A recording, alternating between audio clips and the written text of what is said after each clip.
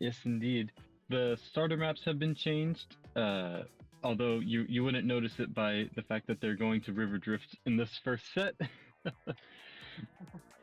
We've got Lakefront Property replaced by Girder for Battle, and additionally, the map Two Lane Splat Top has been banned outright. So we're going to see how that kind of changes how people play. Especially with many of the stages now, it's more open. People have had more time to experiment with it. So River Drift is kind of just a tried and true map that players love to play on. Yeah. We've got Jalfac starting off pretty nice with Harmony, a very nice opener. Both players pushing very aggressively at the start here. Oh wow, that's a really nice Harmony position against the other Harmony. Indeed, because it specifically is going to block off the special point from Jalfac's Harmony, making it so that it's hard to activate the special point. You can't put Toxic Mist there anymore, which is a very common strategy. Yeah, and it gives N a lot more access to Jalfac's base, so pretty much both of them just already have free reign over each other's bases at this point. Yeah, and you can see that the very, very top left of Jalfac's Harmony is like placed perfectly in the corner so that he could play something like a hero shot that Jalfac's holding. He could play his own hero shot in that space because you can play cards diagonally to your inked turf. Both players. Ooh. Interesting clash. We see both players have really gone on the offensive. Yeah, very aggressive match, all things considered. Very little interest in base building or preserving any sort of base combo. And so we're going to have to see how they adapt with the smaller cards that they have. Jalfac does look to be in a pretty nice position. The well string that was played earlier will allow for the Tenatech, a little 2-cost diagonal, to be played and generate 3 special points in the future.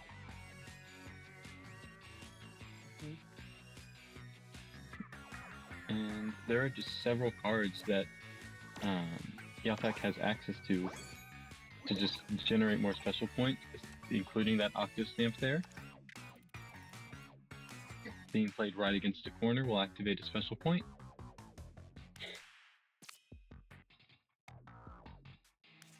Something Jalfac does have is a lot of space near the top of the map. Yeah. Especially with the Octave Stamp and playing the same thing with Autobomb in the corners, getting those special points. Both players, though, now running out of space pretty quickly. There's not much Jalfac can play, and N may also be a little strapped on places where you can play your cards. Jalfac could play Splat Bomb there, but he would give a special point to N, which is not what you want to do. Kind of a struggle when you don't even have a somewhat decent spot for a Splat Bomb. Yeah, it's tough to figure it out. There's not much he can do with any of the cards in his hand either. Yeah. Very nice Rapid Blaster Pro, or Rapid Blaster Deco. So Jalfac does get the Tenatech. That will be 3 special points going into the final 3 turns of the match, and getting Small Fry. That spot got filled in anyways, but Jalfac didn't want to play at. I honestly think the special advantage here might be the winning factor for Jalfac here. Because he can. I agree. If he's playing the Splat Bomb next turn, he can just afford to not worry about his 2 3/12s activating any more special, and he can just play them instead, which be a lot better because N will have to with 5 special points unless this 10 gets them a special point, which might do actually, considering the fact that they have a lot of unactivated specials. Or something like an Octo Stamp would allow for a double 312. Jalfac, though, does have the opportunity to play something like Mr. Grizz, scouting out that spot. Very nice spot. The question is, so Jalfac's going to save that for next turn, very likely. The question is, what will he play this turn? He would need a special activation from Mr. Grizz here in order to get the 3 points needed for that Ultra Stamp. And so I'm curious as to what Jalfac will do, because Jalfac is behind by 5 turf points right now. The one saving grace being that he does have this Mr. Grizz special, and N makes a crucial mistake here. Yeah. As Jalfac will just instantly cover it up. Right back over that. So Jalfac being down by 2 special points means this isn't over for N. If N does have a way to generate what would be 2 off from a perfect 312, he could still win it. This could be a draw. It could as well be a draw. The Zipcaster, is it good enough though? It is not, and Jalfac will take the first game of the set. That was definitely a very aggressive game. Normally, when people see River Drift, they kind of expect it to be all defensive because you see the 7 wide style of play where you can block off something, but these two went very aggressive, full force, and that led to a very close game.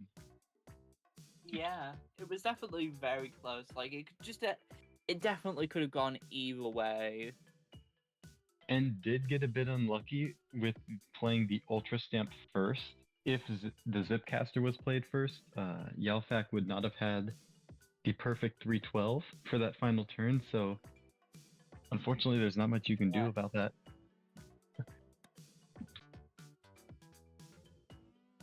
I mean, obviously you can't fully predict what 312s your opponent is going to have, but Ultra Stamp is a pretty popular 312. It is pretty popular. It's always been very popular, just for the ease of use that comes along with it.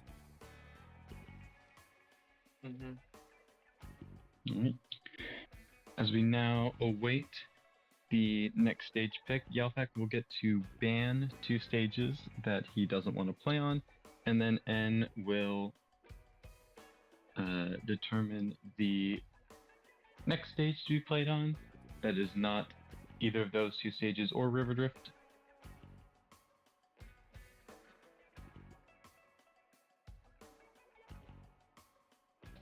Indeed. In addition, we also have 2 strikes now instead of 3 beforehand. We had it to where players could ban 3 before, but now it's only down to 2. And along with that, as mentioned before, 2-lane Splat Top is banned. Every other stage is legal, including Boxy. Yeah, Boxy! Let's go! This is one of my personal favorite maps, just because it is so cramped, so tight. It demands great special usage in the final turns. Not just the final 3 turns, really, just every time. Gotta love Boxy. Really didn't see very much of it. It's an interesting play to have on this map because it's small enough to win a clash with any 17 size card, but it's also big enough to sort of encapsulate or block off most of the cards that your opponent will play. Yeah, definitely. It And so, go ahead. just in general gives you a really like big area to play cards with. Like, And you can see that I've got here. this Gave and a lot of Texas like all around the map compared to what Jalfac has right now. Jalfac has to work with essentially just the bottom half of the map, while N is able to utilize pretty much everything and has all those empty squares at the top blocked off. Jalfac not having to special attack here, potentially just to get back in the game, start taking up the space that was blocked off. I do like this tri-slosher play here, activating your own special, taking a lot of space as well. Unfortunately, it will not be followed up with a great draw. Jalfac not able to take advantage of all the space now gained from that special attack. Yeah. Shame.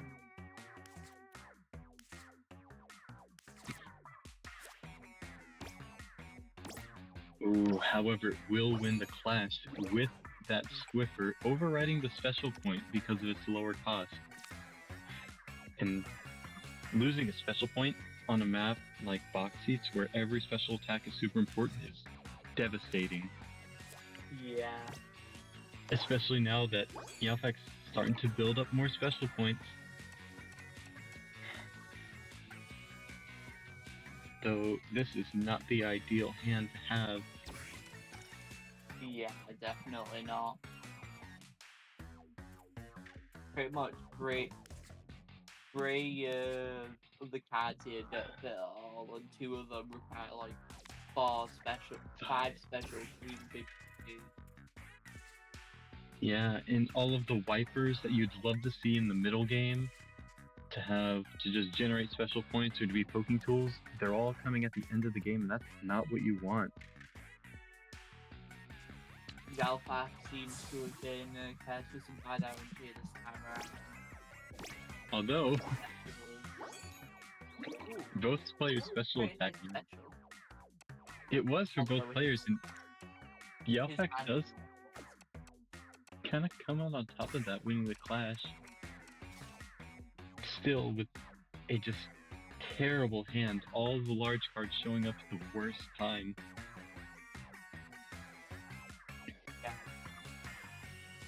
Yeah. This would definitely be a good example of okay. And still seems to have a few small cards left. We go down to 3 turns left.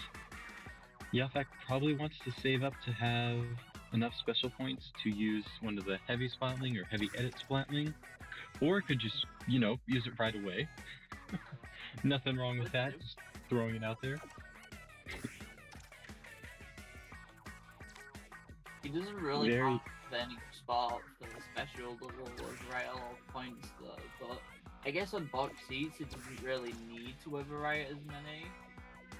Yeah, and it's unrealistic to expect to be able to override every single, get like a perfect through 12. It's not going to happen on Box Seats. Yeah, that's true. What you really want to do is just the Flash Blaster 8. 3 8s are very good in this map, I've noticed. You get your special point back, it's 8 turf, it's very good. Look at all those activated special points. Both players only have 2 special points that are activated. Not 2, 1 each. Yes, and so we're going to see how Jalfac is going to deal with this. Has to activate 2 special points with the heavy edit. Unfortunately, that there's just not enough special points on the board to do so, and instead we'll have to settle for using heavy edit now. Jalfac will just be 1 point short of the lead, although does get the special activated. Sultana Wiper, hopefully is enough. I think N will have something here that will be able to be played. Yeah, Little Jud. I was almost.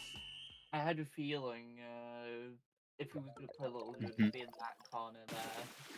Yeah, there's so much empty space that N is just able to take up. It looks like In that N wins that lovely box seat match. It was a nice surprise, honestly, to see box seat.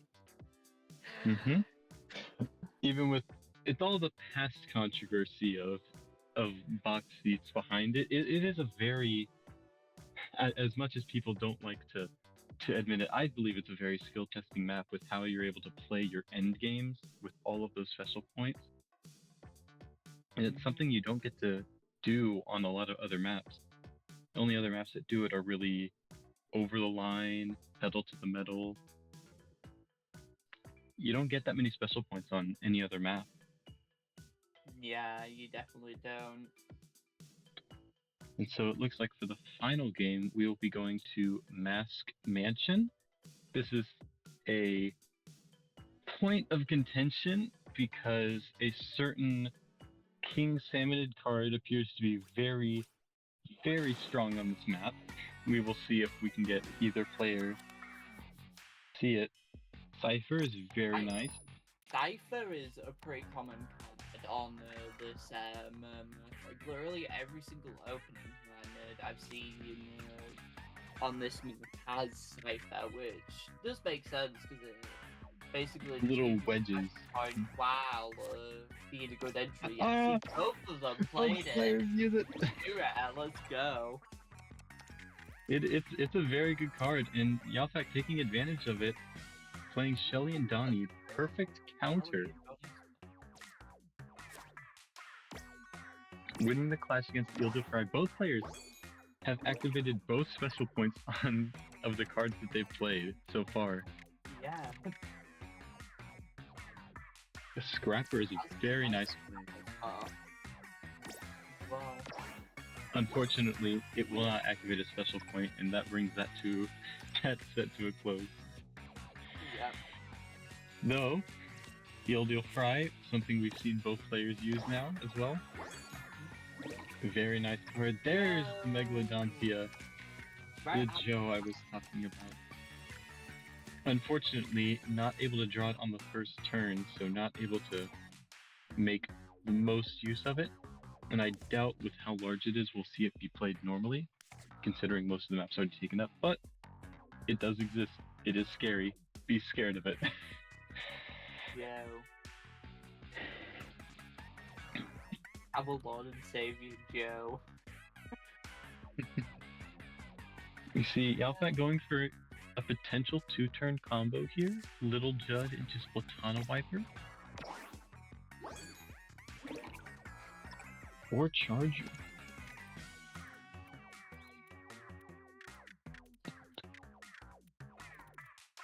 Though not having the greatest luck in playing this Charger, there aren't too many places where it can be played to great effect. Yeah. I would just go with the Splatana Wiper for this card there. Jalfac does have 2 plays, both Splash Mob around the starting block and Splatana Wiper next to the Little Judd. Going for the Splash Mob now. 2 special points. It's worth more points than the Splatana Wiper, so it makes sense to play it earlier here. Start getting some more special points because Jalfac is only at 3 special points, ends at 6. Yeah. It's kind of hard to notice that. With that Splatana Wiper spot at the top, and that's probably Jalfac will be able to get more pretty soon anyway. So it'll be pretty much equal in a minute, and Jalfac also has a 14-point lead. Oh, and that lead is going to be extended because N having to pass. Yeah. It's a pretty heavy lead now. Looking for spot to play the hero's shot. I don't know if that's the best spot, but it at least stops and getting into his base and The lower section of the base. yeah. Trying to Although I doubt further like, restrict. even Havoc. We see the long-awaited Splatana Wiper. I've just noticed, N has gained a special point every trick this game. 8 special points, 8 turns have passed. It'll be interesting to see if he can make up the point deficit. Yeah. Because right after I make my comment about how box seats is the only time you get this many special points, both players at 7 and 8 special points. Yeah. Ooh. Ooh, Here comes Megalodontia. play the draw. Unfortunately, not able to find the best spot for it. It take up a bit of points, but it's not ideal. Pushty shot. I literally have not seen this ever since it released. I have seen it been played on exactly one map, and that is the Cracker Snap map, because of how far it reaches. We'll see a pass from Jalfac. I don't actually think I've seen gameplay that of but oh yeah, I'm gonna be honest. It's an acquired taste of a map, having it be split down the middle. Jalfac trying to find interesting plays, or I suppose just a good play for Megalodontia to follow up on the final turn. I do like the cool Blooded Bandit Shiver, however. Yeah. And we'll see the resignation from N there. Even with 7 special points, it's just the point deficit was just going to be too much to overcome. Yeah. So Jalfac will take this set. It didn't look like N had any good spots to play the special anyway, from the looks of it. Yeah, a lot of the special blocks are right next to Jalfac's special block.